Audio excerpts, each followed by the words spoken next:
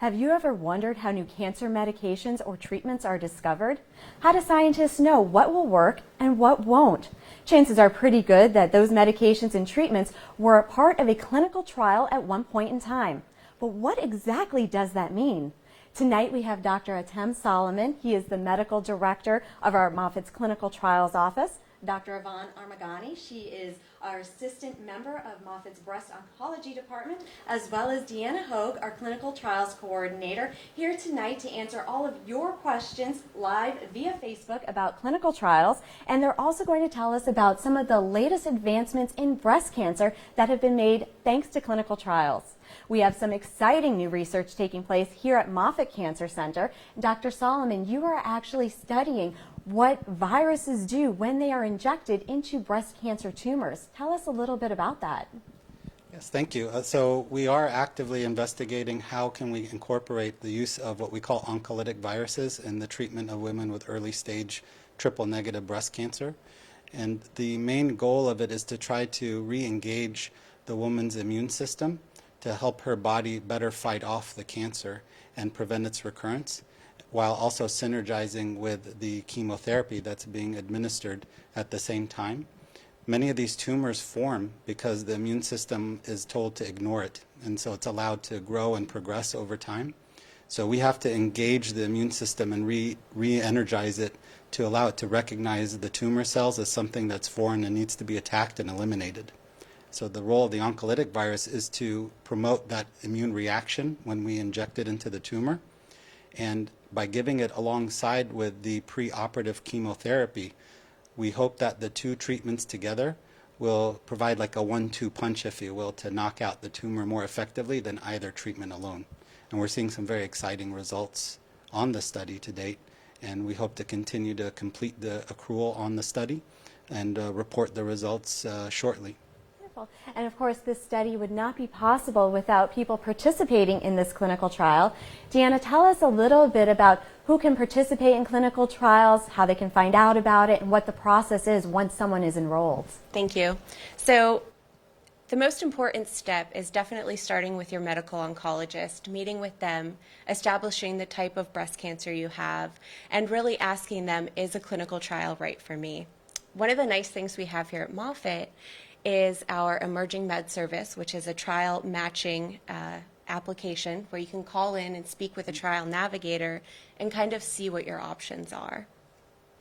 Once you've established that, you can follow up in clinic, where at that point you would discuss the informed consent, learn about the clinical trial, and really see, is this something that could be for me?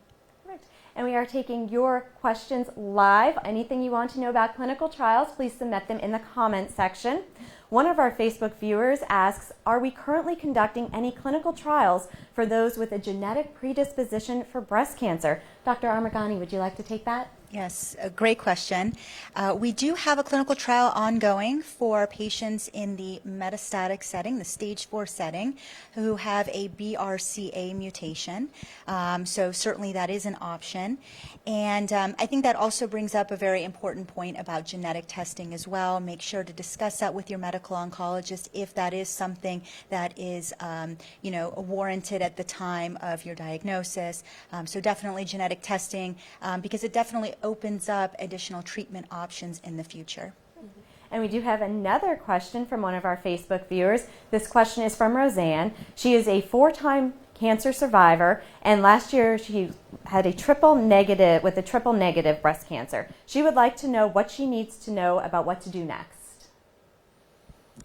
Well, so it's actually a pretty important question, because she's not a first-time breast cancer survivor. She's been through it multiple times, and kudos to her for hanging in there and being able to survive through the disease. And I think that's one of the things that we look at as a physician when we see these cases. Is it's very important for us to get all the information about her prior treatments, everything that she's had done in the past, for us to be able to tailor a treatment plan specifically for her, taking into account all of the prior treatments that she's had before.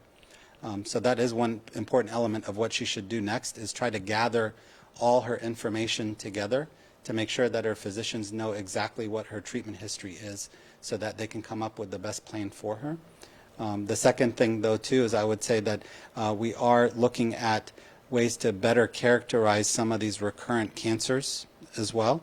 And so often that will involve treating patients with specific genetic mutations in their tumor, and we need to start testing for those. So if we can acquire a biopsy or a tissue sample of the recurrent tumor, often we can test that recurrence for specific mutations that may open up additional treatment options for her as well.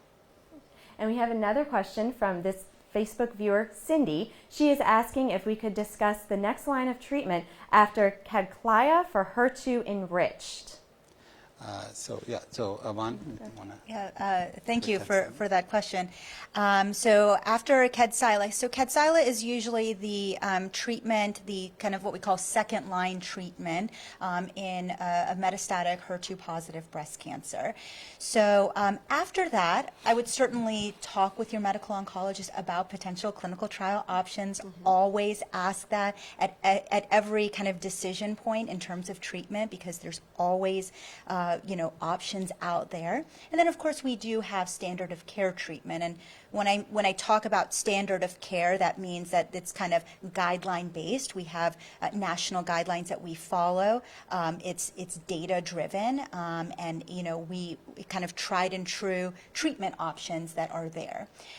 So certainly we have standard of care options, clinical trial options, and of course we have so many emerging medicines, coming up. So always, again, discussion with your medical oncologist about all the different treatment options. I think, especially now with HER2 positive breast cancer, we're making a lot of advancements. So it's a very exciting time. And we have another question from a Facebook viewer asking about how immunotherapy is being used to treat breast cancer. Immunotherapy is being used to treat a variety of different breast cancers, particularly both in the metastatic and in the non-metastatic setting now. And it's very exciting that we're starting to see some of the early results read out from these trials, indicating that for women with certain tumor types, these immunotherapies can be very effective in causing a prolonged remission or durable control of the tumor if they respond well. So some of these drugs are very well known, such as Keytruda or Tecentriq. Drugs, for example, like Keytruda is what Jimmy Carter had for his melanoma, for example. Many of these drugs are approved for multiple indications besides breast cancer.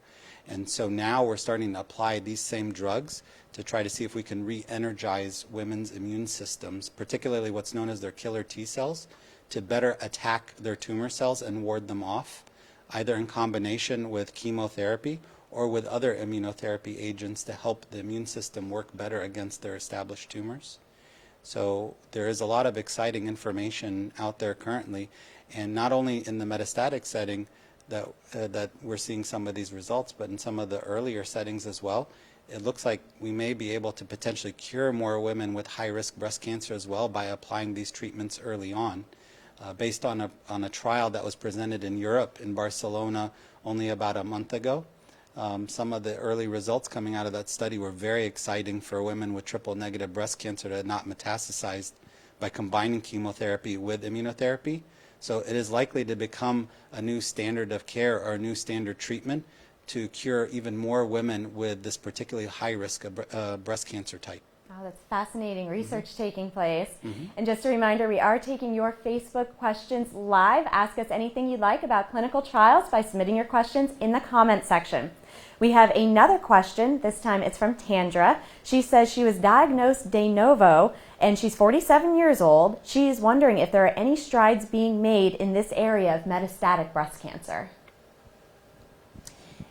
Yes, absolutely. I certainly think it depends on the subtype of breast cancer. When we talk about subtype, is it estrogen positive, HER2 positive, triple negative? I mean, this is such an exciting time in breast cancer, and so many advancements are being made, definitely due in part because of clinical trials and the ability, for new drugs to become, available for treatment. So again, depending on the subtype, there are a lot of different treatment options for stage 4 metastatic breast cancer, certainly. And where can somebody go to learn about the clinical trials that may be open to them? Yeah, that's a great question. So we have several resources, clinicaltrials.gov, for example. You can always go there or through one of our trial navigator services here. The best place, though, I have to say, is still to go back to your doctor, really meet with your oncologist.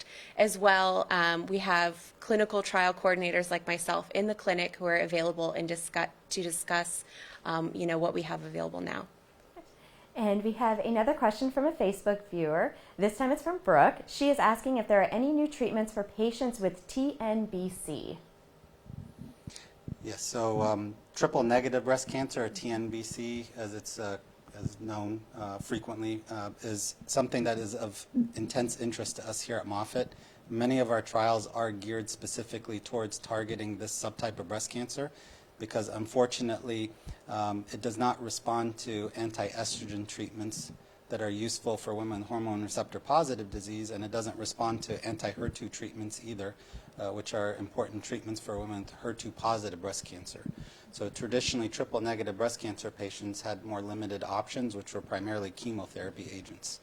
However, with many of our newer therapies that we're developing, some of which are what are known as antibody drug conjugates. So these are special proteins called antibodies which have been preloaded with a chemotherapy payload, making them in essence almost like smart bombs that can target some of these triple negative breast cancer cells specifically and deliver that potent payload to kill the cells that are abnormal while sparing normal tissue. So some of our trials actually are using these agents to try to knock out triple negative breast cancer cells specifically. And another option is what are known as targeted agents as well.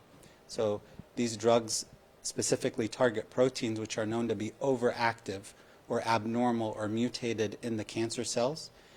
And in some cases, triple negative breast cancers can harbor specific mutations, such as BRCA1, which Dr. Armagani alluded to earlier. We have drugs that can target mutated cells with that abnormality, including triple negative breast cancers, and be able to get some really nice responses. So the point is, there are some of these newer targeted agents for TNBC, and it's most helpful for the patient to be able to look those treatments up before she comes to her visit. There are many resources out there, including Emerging Med and Moffitt.org, where they can do searches specifically for triple negative breast cancer and bring those listings to their physician to discuss their options with them at the visit. That's great advice. And just a reminder, we are taking your clinical trial Facebook questions live, so be sure to ask your questions in the comment section. Now, some patients are expressing concerns about safety. How safe are clinical trials? I think safety is always going to be at a patient's, forefront of their thought. And clinical trials can actually be very safe. These drugs are often well tested before they move into the clinical trial process. We are providing patients during their visits an informed consent, which is also based on years of research that can clearly outline some of the side effects that they can anticipate. As well, clinical trials have extra monitoring built in, whether it be lab work or imaging or even extra visits with their doctor, just to make sure that, we really are paying attention to every side effect they have and ensure their safety. And another question we're hearing is, will somebody get a placebo if they're on a clinical trial? So that's a very important question. The placebo treatment, if you will, is rarely used in cancer treatments by itself. So we generally do not design clinical trials with a placebo-only arm because it's felt to be unethical. So generally speaking, you'll have 2 or more arms. One of them will be what's known as a control arm. That will be what is considered a standard of care therapy, something that's known to be active, that you would routinely get if you were not on a clinical trial. And that will be compared to what's known as the experimental arm, which could be that same standard of care therapy plus another agent, or another investigational therapy that's being compared against that standard therapy. So you would not get a placebo alone or sugar pill or dummy pill treatment alone without any form of active therapy for cancer. It's not a trial design that would be used or that's considered ethical. That's great information, and that leads us to what are some of the misconceptions regarding clinical trials?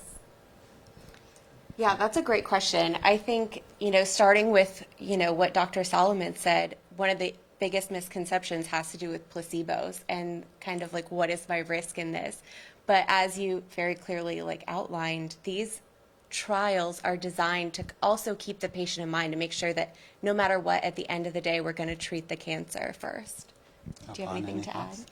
Yeah, and I think going back to safety, and when you sign the consent form and agree to participate on a clinical trial, I tell my patients this is not a situation where you get on the train and you can't get off kind of thing. If you start the treatment and you're experiencing side effects or you're just uncertain about the treatment for whatever reason, any concerns that you have, you can always opt out of participating in the clinical trial at any point. So definitely don't shy away from bringing up your concerns to your medical oncologist, because our most important priority is you and making sure that we're never compromising your quality of life. That's our number one priority. So we want to balance and have an effective treatment for your breast cancer, but also making sure that you can live as normal of a life as possible while going through treatment. And once again, we are taking your questions about clinical trials live, so be sure to submit them in the comments section. We have Brooke. She asked a question earlier, and she has a follow-up question. Brooke would like to know if she's already been treated for TNBC with standard chemo as well as a double mastectomy, but has a BRCA2 mutation. Are there virus studies to prevent a recurrence? So viral studies to prevent a recurrence wouldn't generally be available at this particular stage of investigation, only because the virus requires us to be able to visualize or see a tumor to treat. And in somebody who's been treated with mastectomy and has not suffered a recurrence yet that we can see on scans or be able to inject directly, we wouldn't infuse the virus into the patient without any form of guidance or sense of where we're placing the tumor. So many of those types of therapies are more directed towards women with an established tumor.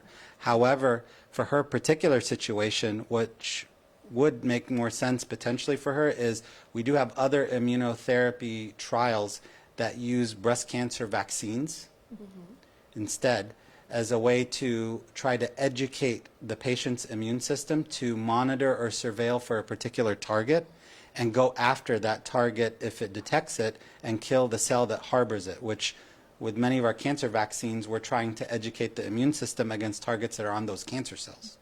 So a cancer vaccine study or an adjuvant, we call it, or post-operative immunotherapy trial using a vaccine plus some of these immunotherapy drugs like Keytruda or Tecentriq that I mentioned earlier in the talk would be probably more appropriate for her at this particular stage. And what are the different phases of clinical trials and what do they mean? Aman, would you like to take that? Or? Yeah. I'll start with phase one. So phase one is primarily focusing on the safety of these drugs that have been already tested in preclinical testing. We have enough data to say, yes, we think this is a good idea. Let's move forward. We're going to start with a small group of women or men, depending on what trial it is, and really focus on the safety of what dose we can give our patients, and then move into phase two. You want to? So phase two is now we're moving that drug into trial, essentially. We have a lot of phase two, studies ongoing, and again, looking at the efficacy of the treatment. And then once we kind of establish that, then we move into more advanced phase three trial. And phase three trials are kind of that last traditional step, if you will, of taking a drug that's shown both safety and shown some preliminary activity. But in this case now, we're trying to see if it's better than an accepted standard of care. The goal of the phase three is to change practice, is to introduce a new treatment into our armamentarium of treating breast cancer and provide sufficient proof to the FDA and other regulatory agencies that this treatment is safe and effective for that indication, and is typically the last step that occurs when a drug is trying to seek approval prior to being available generally off a clinical trial. And about how long does it take for a new treatment or therapy to get approved? It can take several years from the time that the drug enters initial clinical testing. That's not counting the time that the drug may have spent in the preclinical setting where it was being researched in labs or being discovered for use against cancer, which may have lasted for several years prior to that too. So many drugs can take over a decade before they can reach final approval. And especially for cancer drugs, the failure rate of most drugs entering into early phase trials is actually quite high. Only a minority of drugs, less than 10%, actually reach that final milestone of being approved after a successful phase 3 trial. And once again, we are taking your clinical trials questions live, so be sure to submit them in the comments section. Now, I read that only about 3 to 5% of patients, including breast cancer patients, actually participate in clinical trials. Why do you think that is, and what are some of the dangers of having such a low participation rate? So I would want to say that that low participation rate is something that is known to have been present for a long time. It's not a new phenomenon. And one of the challenges, obviously, that women face when they're trying to seek out the optimal treatment for their breast cancer is they have many options in front of them, both standard of care and also clinical trials. Many patients fear the unknown in some cases, where they are more likely or inclined to choose a treatment which is better known or has a longer track record. And that may dissuade some women from participating in a clinical trial out of fear of uncertainty. Other women may have logistical issues potentially of participating in a clinical trial because of distance or extra time involved, time off of work, childcare concerns. There's many concerns that could influence whether a woman thinks that she would be an ideal candidate for a clinical trial. So our job as physicians and clinical researchers is to try to present a case for a woman to enroll on a clinical trial, making sure that she's fully aware of all of her options, both standard of care and clinical trial, and presenting her all the information that she needs to make an informed decision. And with that comfort and confidence in the information that they've been provided, we hope to be able to encourage more women to participate in clinical trials. And one of the main concerns that we have for that low participation rate is ultimately we can't develop any new treatments or groundbreaking advances in breast cancer without their participation in clinical trials. All of these treatments that we have currently to date have been because women have bravely participated in clinical trials beforehand and proven them effective.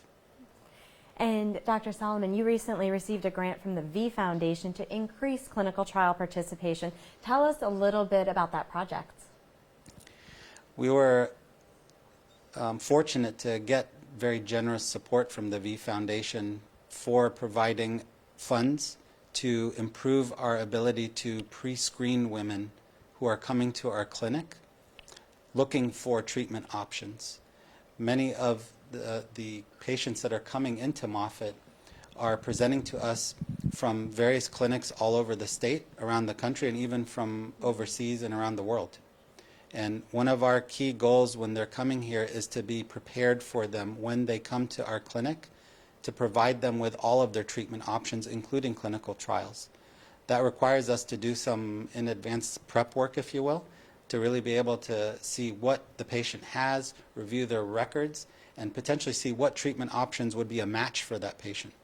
So the V Foundation has given us funds to be able to hire a pre-screening navigator here full-time at the breast clinic to be able to review the records of all of our patients coming into clinic and to be able to ascertain whether or not they could be potential trial candidates, and then provide that information to the physician seeing the patient on that day in order to notify everybody involved that they should be looking out for a potential clinical trial opportunity for that patient in front of them.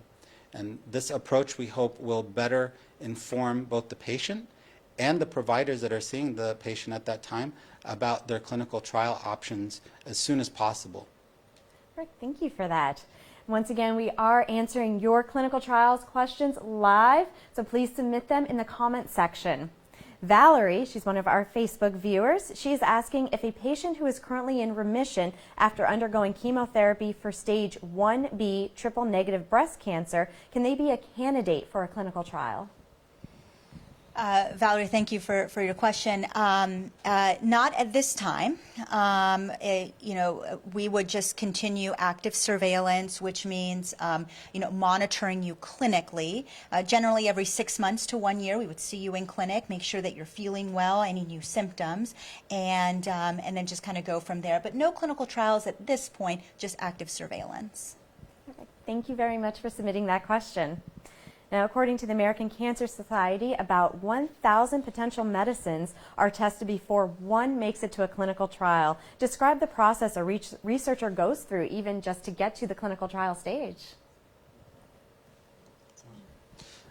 Well, many of the drugs that are being researched in the preclinical setting, we call it, arise out of either what we call drug screens. So many times labs will have assays set up to be able to interrogate the activity of various cancer drugs against a wide variety of different cancer cell lines to be able to see if they have activity against those cancer cell lines and cause them to die off. And if any of those medications show activity against those cancer cell lines, some of them are then tested in various models of cancers that are tested in the lab. Some of these may involve like animal models such as mice that harbor the tumors of interest that we want to test. Other drugs are custom designed to go after a specific abnormality. And this is an exciting time in drug development whereby through advances in technology and genomics and understanding how to better target the abnormalities that we see in cancer cells, we can actually custom design drugs that are known to be able to shut down a particular abnormality. And through that custom design process, either using artificial intelligence or computer-aided design, they can design these drugs specifically to go after cancers that harbor a specific genetic mutation and test those in the lab, confirm that they're active, and then move those promising candidates into early clinical trials. And if someone is taking part in a clinical trial and they are seeing good results, will they be able to remain on that treatment after the clinical trial ends? Once a clinical trial ends, there's not a clear-cut answer, though it would be ideal that we can work with the clinical trial company or the sponsor and the medical team to ensure that they can maintain a similar treatment, if not the same treatment afterwards. Thank you so much. And Dr. Amagani, you touched on this a little bit earlier, but once again, if someone begins a clinical trial and along the way kind of feels like this isn't for them, can they leave the trial and what happens next?